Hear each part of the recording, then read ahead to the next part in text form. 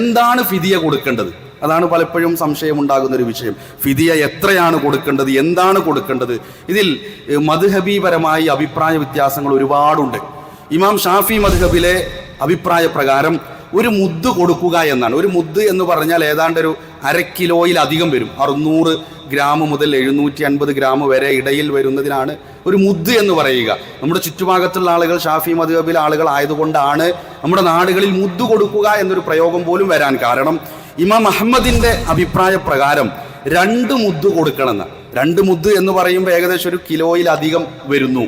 അതേപോലെ തന്നെ ഇമാം അബൂ ഹനീഫ ഹനഫി മദ്ഹബ് പ്രകാരം അതിൽ 1 സ്വാ കൊടുക്കണം എന്നതാണ് അഭിപ്രായം. അപ്പൊ ഇങ്ങനെയൊക്കെ അഭിപ്രായ വ്യത്യാസങ്ങളുണ്ട്. അപ്പൊ നമ്മൾ ഏത് സ്വീകരിക്കും?